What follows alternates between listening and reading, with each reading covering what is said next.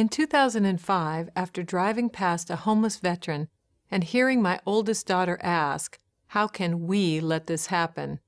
I decided to do something to ensure that those coming home from Iraq and Afghanistan receive the mental health care they need and deserve.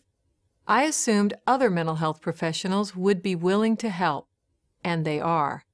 I founded Give an Hour, a national nonprofit providing free mental health services to members of the military, veterans of Iraq and Afghanistan, their loved ones, and their communities. Our network has 7,000 providers across the nation, with more joining every day.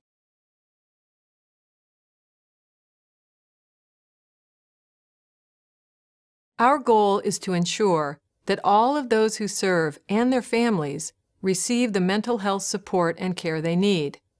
We're being asked to do more with our partners to provide support and treatment, and we are proud to serve and proud to assist. In order to achieve our goal, we need to continue to engage in effective outreach to the military community.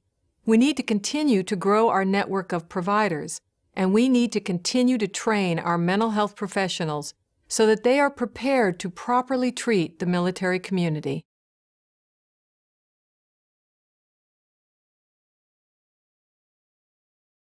People value the opportunity to assist a worthy cause.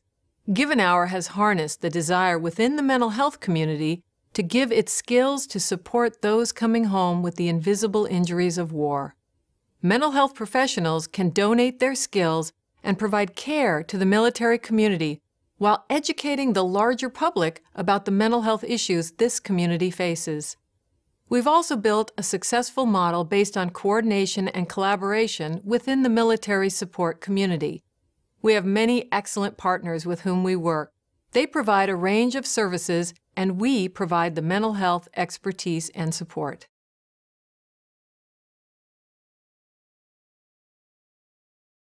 Give an Hour offers easily accessible, free, confidential mental health care for returning troops, veterans, and their families. We offer a valuable option for those in need who might not want to seek care through official channels or who have exhausted their benefits.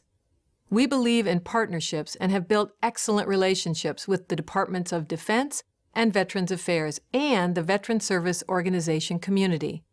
We also have great relationships with all of the major mental health associations and are therefore able to identify providers across the country who can respond to the needs of returning military personnel.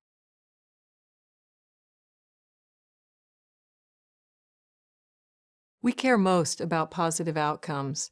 A partner organization in North Carolina, for example, asked Give an Hour to help a rural family in crisis. The father, a veteran, was a single parent. He was suicidal and unable to reach a VA facility. His children needed counseling too. A Give an Hour provider in the state immediately recruited fellow professionals to form a team to help the family. We also track the number of providers in our network, which has grown over 625% from 2008 to 2013. And we track the number of hours donated, more than 100,000, with an estimated value of more than $10 million.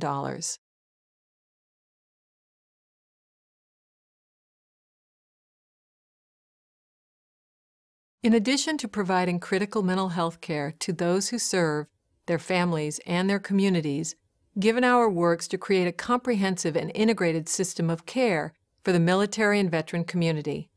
We engage communities across the country to encourage and facilitate collaboration, and we work with numerous partners who provide other services, such as education and employment, to coordinate efforts.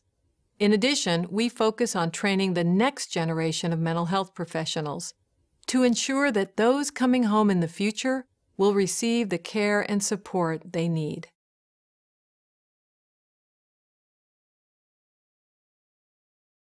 Our greatest accomplishment is that we help returning troops heal from the invisible injuries of war. One veteran said, with the help that we had given him, he could begin to truly live life again and have hope for a better tomorrow. In addition, we are proud of our 7,000 providers who have donated over $10 million in services. We were chosen as a winner of the White House's Joining Forces Community Challenge in 2012, and I was honored that Time magazine named me to its list of the 100 most influential people in the world in 2012 because of our crucial work.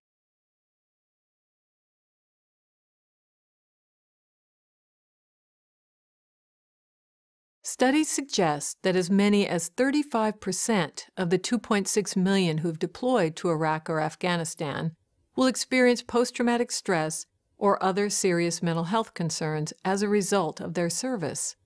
Of those who are symptomatic, only 65% actually seek the mental health care they need.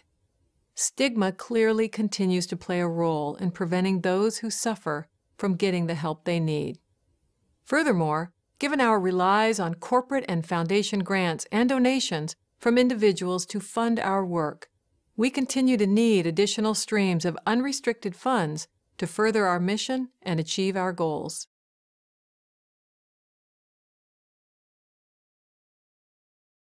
Additional funding will allow GivenHour to increase outreach to those in need and ensure that all providers are knowledgeable and properly trained regarding the invisible injuries of war.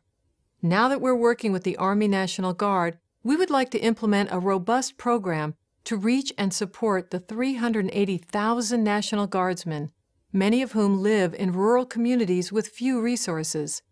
Finally, we will support other organizations who do great work, but lack the skills or resources to address the mental health issues they see in their efforts with veterans and military families.